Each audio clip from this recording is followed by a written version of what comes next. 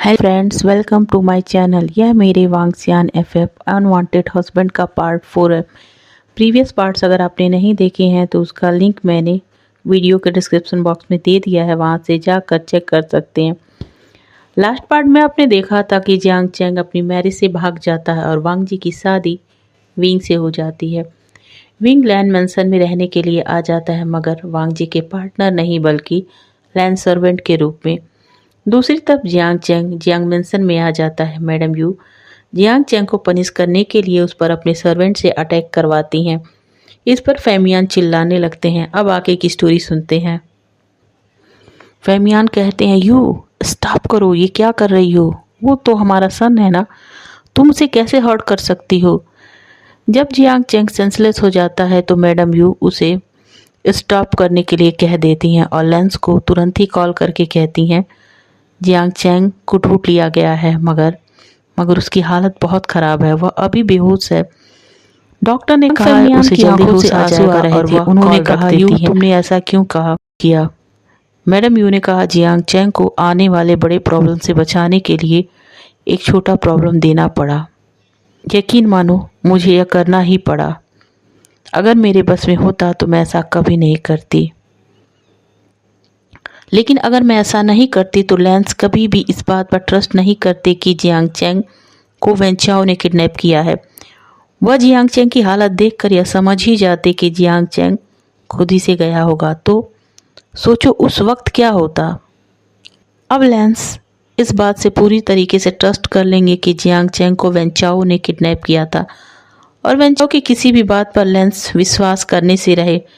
फिर हम अपना ट्रस्ट उन पर बनाए रखेंगे और जियांग चैंग फिर से उस घर का सन इन लॉ बन पाएगा, क्योंकि उनकी सिंपैथी जो हमारे साथ होगी। अब हम लैंड मैंसन का देखते हैं। विंग रूम में रोते रोते ही सो गया था। वांग जी रात भर यही सोचता रहा कि कब सुबह होगी और वह जियांग चैंग से मिलने जा पाएगा। अब मॉर्निंग हो गई थी। वांग जी सबसे पहले उठ गया था और शावर लेकर तैयार हो गया था जियांग चैंग के पास जाने के लिए। मैडम लैन आती हैं और हॉल में बैठ जाती हैं। वह वांग जी को देखती हैं जो जा रहा था। वह पूछती हैं कि वह कहाँ जा रहा है। वांग जी कहता है, मॉम मुझे जियांग चैंग से अभी मिलने जाना है। मॉम कहती हैं, ओके जाओ, मैं आफ्टरनून में मिस्टर लैन और तुम्हारे अंकल के साथ वहाँ पर उनसे मिलने जाऊंगी, तो जियांग को यह इन्फॉर्म कर देना। वह जैसे ही बाहर जा रहा था, विंग सर्वेंट क्वार्टर से निकलकर मेंशन में आ रहा था, मगर वांग जी जो बहुत तेजी से दौड़ कर जा रहा था उसकी टक्कर विंग से हो जाती है। विंग खुद को संभाल नहीं पाता है और गिर जाता है। वांग जी अपना हाथ विंग की तरफ उसे उठाने के लिए बढ़ाता है, मगर विंग उसे अपने हाथ नहीं देता है और खुद ही खड़ा हो जाता है। उसकी पैरों में चोट लग गई थी, मगर फिर भी वह चलने लगता है। वह चल नहीं पा रहा था, मगर वह वांग जी को यह दिखाना नहीं चाहता था। वह अंदर चला जाता है और वांग जी विंग की तरफ एक नज़र डालकर जियांग मैंसन के लिए निकल जाता है। विंग का मन करता है कि वह एक बार अपने हस्बैंड की तरफ देखे। हाँ, आज से तो वांग जी उसका हस्बैंड ही है ना। यह ख्याल आते ही उसे गूजबम्प से आने लगते हैं। उसके मन में एक खुशी सी छाने लगती है, पर तभी उसकी खुशियों पर पानी फेरते हुए एक आवाज़ आई, अगली पर्सन इधर आओ। विंग ने सामने देखा तो उसे एक लेडी दिखाई दी। उसे नहीं पता था वह कौन है। वह केवल वांग जी को ही जानता था। उस मैंसन में उसे केवल यही पता था कि ये वही लेडी हैं जो कल रात में विंग को उसकी जगह इस फैमिली में बता रही थी। वह अपने धीमे कदमों से उनकी तरफ जाने लगा। कानों में फिर वही आवाज़ टकराई, तुम्हें सुनाई नहीं देता है? अगली होने के साथ साथ बहरे भी हो गए हो क्या? विंग ने जब यह सुना तो उसने अपने कदमों की चाल थोड़ी बढ़ा ली। अब वह मैडम लैन के सामने था। मैडम लैन ने उसे अपनी धमकी भरी आवाज़ में कहा, मैंने देखा, तुम जानबूझकर वांग जी का अटेंशन पाने के लिए उससे टकराए थे ना? मैंने सही कहा? विंग ने हकलाते हुए कहा, नहीं मैम, मैं नहीं टकराया था। वो खुद। तभी मैडम लैन की तेज आवाज़ वाली थप्पड़ विंग के कानों में गूंज उठती है। उसे बहुत जोर की पड़ी थी। सारे सर्वेंट भी उधर देखने लगते हैं। मैडम लैन कहती हैं, तुम्हारी इतनी हिम्मत कि तुम वांग जी पर आरोप लगाओ? इस समय का वह नंबर 1 यंगेस्ट बिजनेसमैन के साथ एक सुपर मॉडल है और रिच सेलिब्रिटीज़ है। और तुम कहना चाहते हो कि वह तुमसे टकरा गया? कान खोलकर सुन लो, उसके आगे पीछे ब्यूटीफुल लड़कियों की फौज घूमती है। ओमेगा आज उसके एक इशारे पर उसके कदमों में बिछने के लिए तैयार होते हैं। तुम तो उसके डोर पर पड़े डोरमेट से भी ज़्यादा गए गुजरे हो, तो तुम भूल कर भी अपने ख्यालों के ख्याल में भी ये बात मत लाना कि वो तुम्हारा कुछ लगता भी है। तभी वह अपने हेड सर्वेंट को बुलाती हैं। शुमा, इधर आइए, आज से यह पूरे मेंशन की सफाई करेगा, इसे किचन में मत जाने दीजिएगा।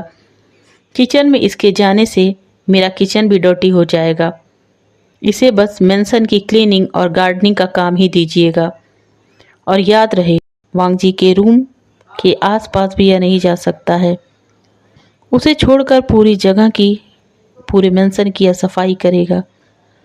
और हाँ, इसका ख्याल रखिएगा, जब वांग जी मेंशन में रहे तो ये अगली शख्स उसके सामने ना पड़े। और यह कहकर वो चली जाती हैं। विंग की आंखों में आंसू आ गए थे। वह रोना चाहता था मगर ऐसा नहीं कर पाया। वह बचपन से आज तक न जाने कितनी बार अपनी इंसल्ट बर्दाश्त की है, ह्यूमिलेशन सहा है, मगर आज पता नहीं क्यों उसे बहुत ही ज़्यादा बुरा लग रहा था। वह चीख कर मैडम लैन से कहना चाहता था कि मैं नहीं आया था आपके मिस्टर लैन की लाइफ में, आप लोग मेरी लाइफ में आए थे। फिर मुझ पर ये गंदे इल्ज़ाम क्यों लगा रहे हो? उसके पैर कांप रहे थे। तभी उस हेड सर्वेंट ने विंग को देखा और मन में सोचा कि लैंस कभी किसी सर्वेंट से इतना बुरा बर्ताव नहीं करते हैं। वे हम सर्वेंट्स की उतनी ही रिस्पेक्ट करते हैं जितनी अदर पर्सन की, मगर इस ओमेगा लड़के के साथ इतना बुरा बर्ताव मैं तो समझ ही नहीं पा रहा हूँ। खैर, मैं क्या कर सकता हूँ, ये शायद इसकी किस्मत है, और या शायद यंग मास्टर से गलती से हुई मैरिज की सज़ा मिल रही है इसे, जिसमें इसकी कोई गलती भी नहीं है। यह सोचने के साथ ही वह विंग की तरफ देखता है और कहता है, चलो मैं तुम्हें मेंशन और गार्डन दिखा देता हूँ और तुम्हें तुम्हारा काम समझा देता हूँ। विंग ने अपने आंखों के आंसू पोंछे और सर्वेंट के पीछे पीछे चलने लगा। वो पूरे मेंशन को घूम घूम कर देख रहा था। मेंशन उसे बहुत ज़्यादा पसंद आ रहा था। उसने अपने मन में कहा, यह तो कितना बड़ा और ब्यूटीफुल है, मैं तो थक ही जाऊंगा मेंशन घूमते घूमते, और तो और इसकी क्लीनिंग करने में ही 2 घंटों से ज़्यादा का समय निकल जाएगा। पूरा मेंशन देख लेने के बाद सर्वेंट विंग को गार्डन एरिया दिखाने के लिए ले जाता है। गार्डन एरिया भी बहुत खूबसूरत लग रहा था। वहाँ बहुत सारे फूल, शो प्लांट्स, ट्रीज लगे थे। फूलों से खुशबू आ रही थी, स्पेशली ब्लैक एंड वाइट रोज, जो इस तरीके से लगे थे जैसे 2 पर्सन अलग अलग हो के भी एक साथ खड़े हों। विंग उन्हें देखकर उसमें खो सा गया था। उसी समय उसे अपने पैरों के पास किसी सॉफ्टनेस का एहसास हुआ।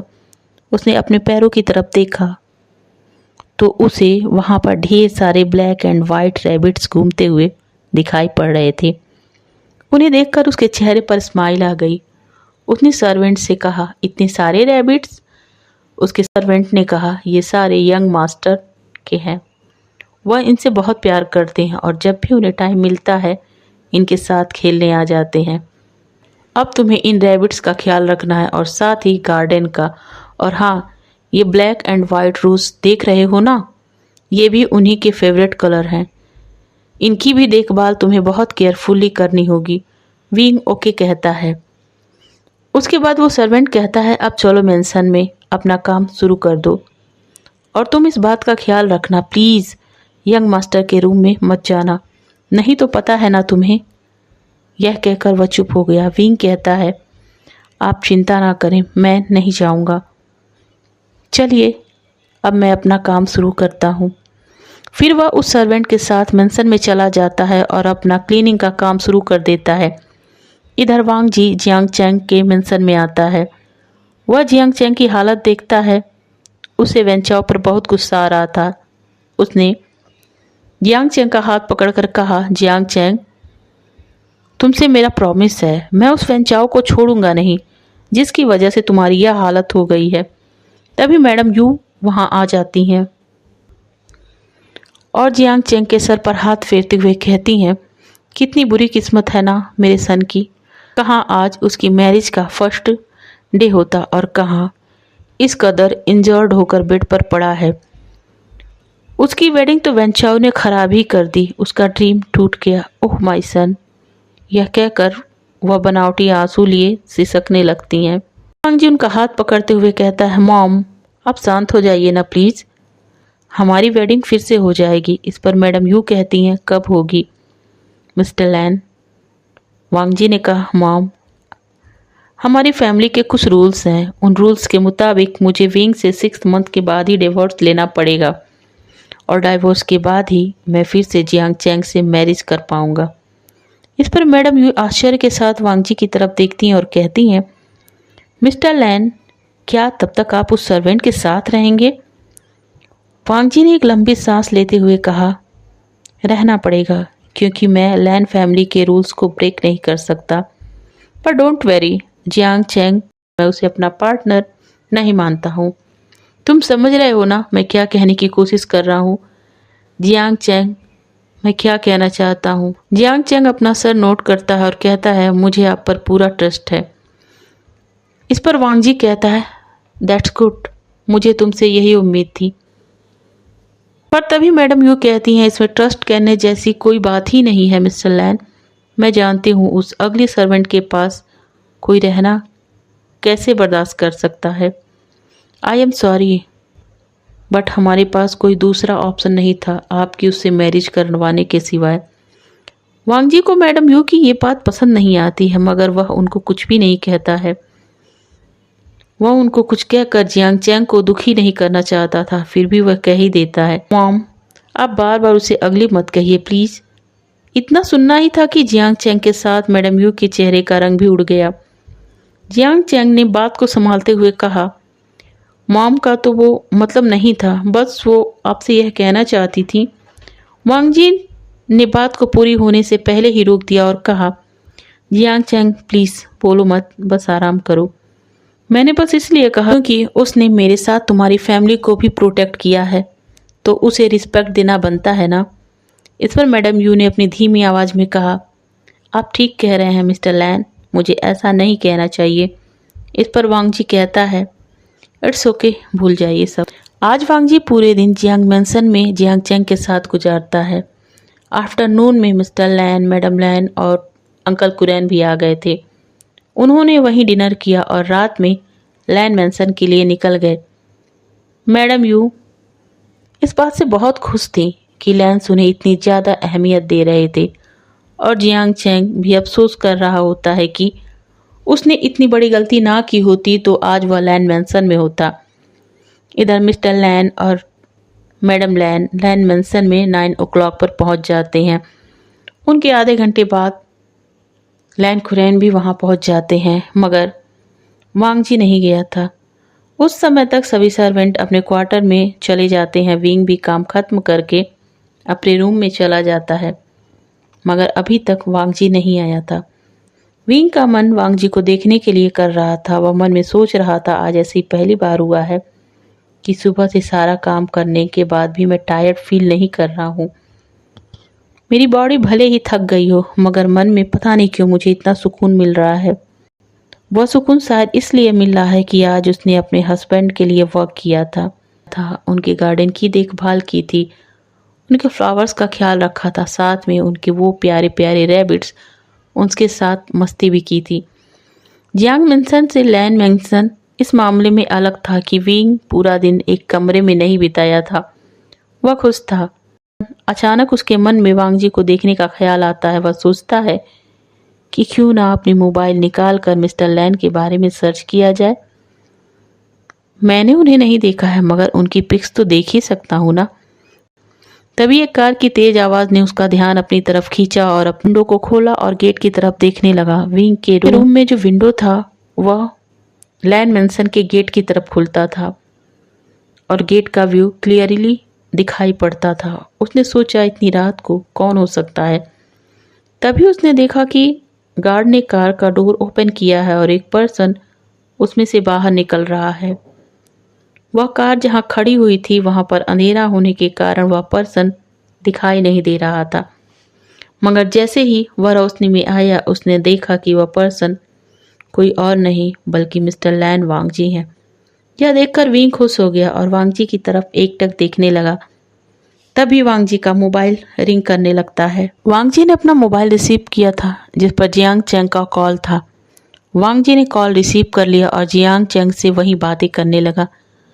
चूंकि वांगजी अपने बॉयफ्रेंड से बातें कर रहा था तो वह बात करते हुए लवी डबी हो रहा था, जिससे उसके चेहरे के एक्सप्रेशन जो हमेशा कोल्ड और फीलिंगलेस दिखाई देते थे वो चेंज हो रहे थे और उसकी स्माइल दूर से ही विजुअल हो रही थी। विंग वांगजी के उस रूप को बहुत ही फीलिंग के साथ निहार रहा था। विंग वांगजी को क्लियर देख पा रहा था मगर वांगजी नहीं, क्योंकि विंग के कमरे की लाइट ऑफ थी और रूम में अंधेरा था। वांगजी को बातें करते हुए लगभग आधा घंटा हो गया था। विंग आधे घंटे से निहारते हुए खुश हो रहा था। आधे घंटे बाद वांगजी ने अपना कॉल ब्रेक किया और मेंशन के अंदर चला गया। जब वो जा रहा था तो उसे जाते देख विंग की आंखों में आंसू निकलने लगे। वह अपने मन में बड़बड़ाया, मिस्टर लैन, थोड़ी देर और रुक जाते ना, मैंने तो अभी आपको ठीक से देखा ही नहीं। आपकी स्माइल और भी देखने का मन था। आप क्यों चले गए? थोड़ा और रुक जाते तो आपका क्या बिगड़ जाता? आप बहुत बुरे हो, बहुत बुरे।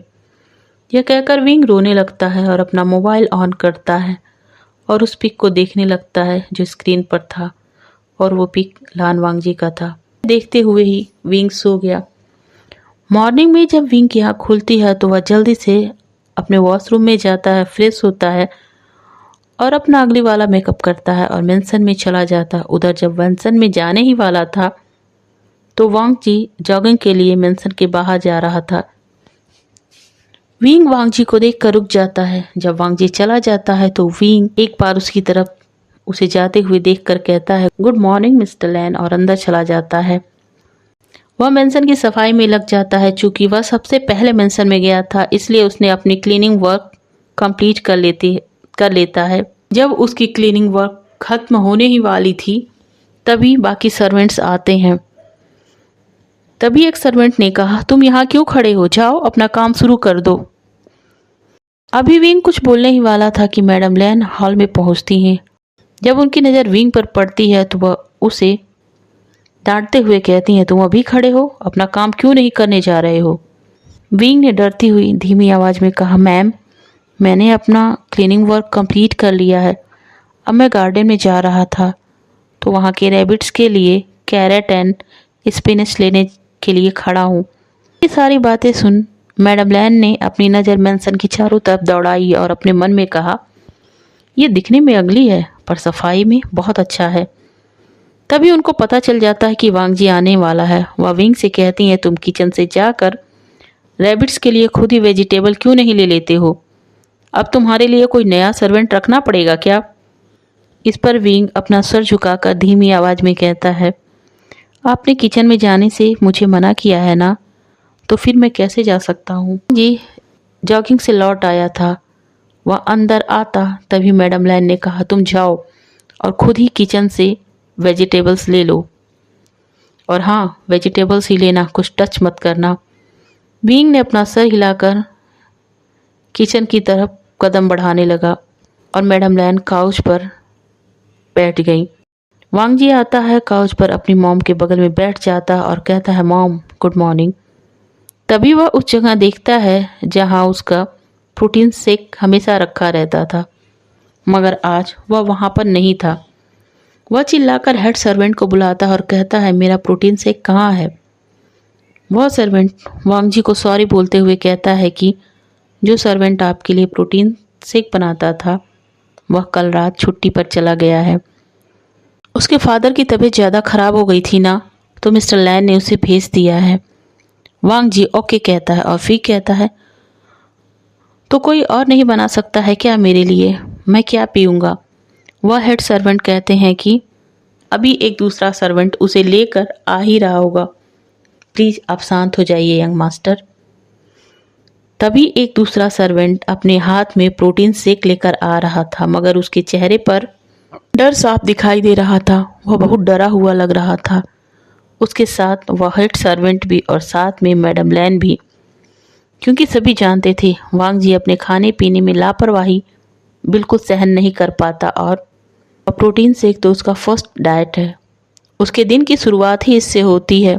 यह बात सभी जानते हैं कि अगर मॉर्निंग में वांग जी का मूड किसी भी वजह से ख़राब हो जाता है तो पूरे दिन उसके आसपास रहने वालों की सामत आ जाती है, चाहे वह सर्वेंट हो, ऑफिस के पर्सन हो या फिर फैमिली मेंबर। मैडम लैन भी इस समय टेंस हो गई थी। वह यही प्रे कर रही होते हैं कि वांग जी को प्रोटीन शेक पसंद आ जाए, और उस सर्वेंट की हालत तो इतनी ख़राब थी कि वह कुछ सोच ही नहीं पा रहा था। उसका माइंड पूरी तरीके से ब्लैंक हो गया था। तभी वांग जी की रफ वॉइस उसके कानों में गूंजती है, खड़े ही रहोगे या मुझे दोगे भी? वह सर्वेंट अपने कांपते हुए हाथों से प्रोटीन शेक वांग जी के हाथ में पकड़ा देता है। वांग जी उसे लेकर पीना शुरू करता है।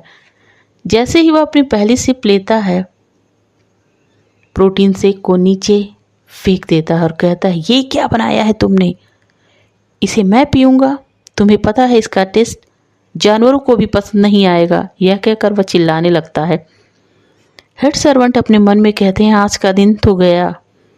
तभी मैडम लैन कहती हैं, शांत वांग जी शांत, मैं दूसरा बनवा देती हूँ।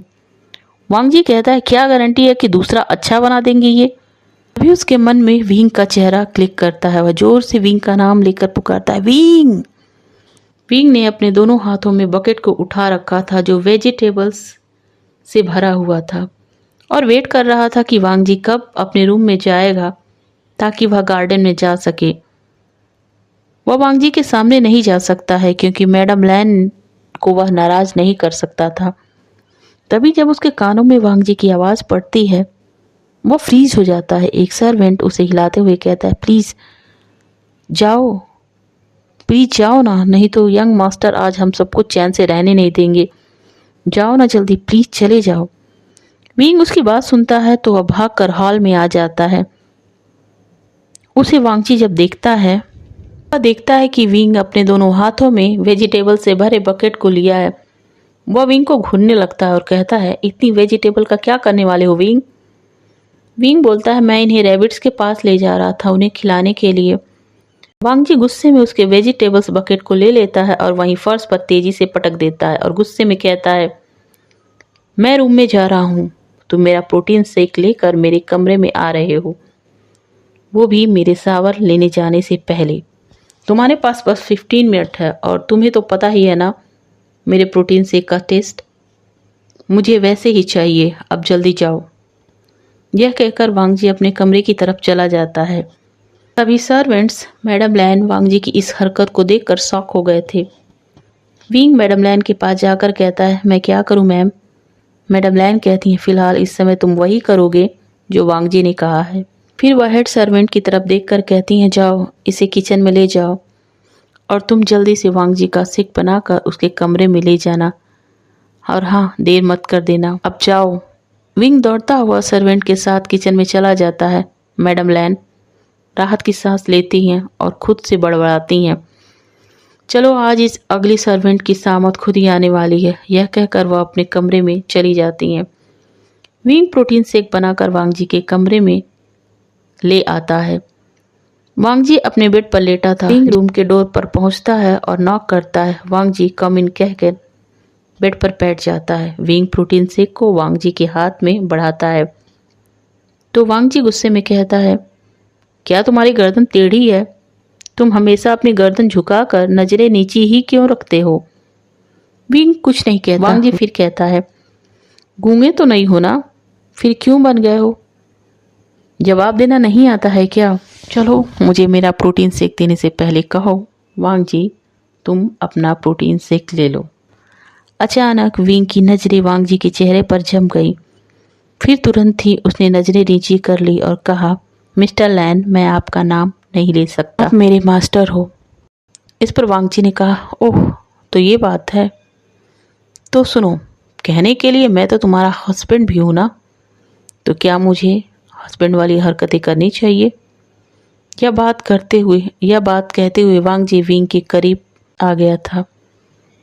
उसने अपने हाथों से विंग के चिन को ऊपर उठाया। विंग की आंखें झुकी हुई थी, हाथ कांपने लगे। वांग जी को तुरंत ही एहसास हुआ कि विंग के हाथ कांप रहे हैं।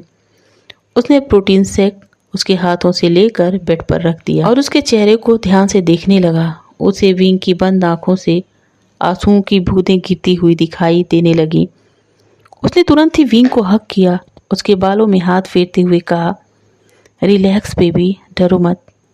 मैं तो बस यूं ही कह रहा था, प्लीज़ मत डरो, मैं तुम्हें कुछ नहीं कहूँगा, प्लीज़ मत रो, मत रो विंग, प्लीज़ बेबी मत रो। अगर मैंने तुम्हें हर्ट किया हो तो सॉरी। विंग ने कहा, मुझे हर्ट नहीं किया है। इस पर वांग जी ने कहा, तो फिर इसलिए रो रहे थे कि मैंने तुम्हें ऊपर देखने के लिए कहा था, जो तुम्हें पसंद नहीं है। यही बात है ना, तो तुम्हारी मर्जी, तुम चाहे जैसे देखो, मैं कुछ नहीं कहूँगा, पर प्लीज़ रोना मत। विंग ने ओके कहा और कहा, आप अपना प्रोटीन शेक पी लीजिए, आपको शावर भी तो लेना है ना। इस पर लान वांग जी ने कहा, ओह तुमने याद दिला दिया, और पीना शुरू कर दिया। फिर बीच में कहा, आज मेरी एक इम्पॉर्टेंट मीटिंग है, मुझे जल्दी जाना है। तुम मेरी कबर्ड से कोई ड्रेस सेलेक्ट कर मेरे लिए निकाल देना, मैं शावर लेने जा रहा हूँ। विंग ने कहा, मैं निकालूं? वांग जी ने कहा, हाँ तुम ही निकालोगे, तुम्हारा जो मन हो वह निकाल देना। यह कहकर वह अपने प्रोटीन शेक की लास्ट सिप लेता है और शावर लेने के लिए चला जाता है। विंग जो कुछ हो रहा था उसे बहुत अजीब सा लग रहा था, मगर यह बात उसे बहुत अच्छी लग रही थी कि आज लाइफ में पहली बार किसी ने उसको इतना इम्पोर्टेंस दिया है। उसे याद आया, उसे तो वांग जी का ड्रेस सेलेक्ट करना है ना। वह डर रहा था, मगर अपने मन में कहा, पहली बार उन्होंने मुझसे कुछ कहा है, मैं ज़रूर करूँगा। और वांग जी की वार्डरोब वह खोलने लगा और उसमें से ड्रेस देखने लगा। उसने देखा वार्डरोब तो बहुत बड़ा है और उसमें इतने सारे ड्रेसेस थे कि उसे समझ ही नहीं आ रहा था कि वह कौन सी सेलेक्ट करे। फिर उसने अपनी आंखें बंद कर ली और आज तक जितनी भी पिक्स उसने वांग जी की देखी थी उन सभी को अपने माइंड में मेमोराइज करने लगा। तभी उसे एक पिक्स दिखाई दी, सेम जो ड्रेस उस पिक्स में थी वही ड्रेस वांग जी की वार्डरोब में एक जगह टंगी हुई दिखाई दी। उसने वो ड्रेस निकाल कर बेड साइड पर रख दी और फिर बाहर जाने के लिए तैयार हुआ। मगर जाने से पहले उसने कमरे की चारों तरफ देखा। वह कमरा बहुत ही बड़ा था। वह उसे चारों तरफ घूम घूम कर देखने लगा। उसने देखा कि रूम बहुत ही ब्यूटीफुली डेकोरेटेड है। उसे वांग जी के बेड के बैक वॉल पर वांग जी की बहुत बड़ी पिक्चर दिखाई दी। उसके मन में पता नहीं क्या आया। वह वहां पहुंच गया और वांग जी की पिक को छूने लगा। उसे बहुत ही अच्छा लग रहा था। उस पिक में वांग जी की आंखें उसे बहुत ही प्यारी लग रही थी। वह उसे थोड़ी देर और देखना चाहता था, मगर उसे याद आया कि वह इस रूम में ज़्यादा देर तक नहीं रह सकता। वह तेज कदमों के साथ रूम से बाहर जाने लगा, मगर एक बार फिर वह खड़े होकर कुछ सेकंड के लिए रुका और कमरे के चारों तरफ नज़र डाली और निकल गया। इधर वांग जी शावर ले रहा था, मगर उसका मन बेचैन हो उठा था। उसने कहा, ये मैंने क्या कर दिया, ये मैंने कैसे कर दिया।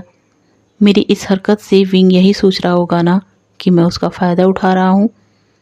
मैं उसे प्यार नहीं करता हूँ, ये अच्छी तरीके से वो भी जानता है और मैं भी जानता हूँ। वह यह बात भी जानता होगा कि उससे हुई शादी को मैं अपनी शादी नहीं मानता हूँ। फिर भी उसे मैंने गले लगा दिया। ओह, मैंने ये क्या कर दिया। मेरी इस हरकत से कहीं उसे यह ना लगे कि मैं उसमें इंटरेस्टेड हूँ, और वह कहीं यह ना सोच ले कि शायद मैं हमारे इस रिश्ते को एक नया चांस देना चाहता हूँ।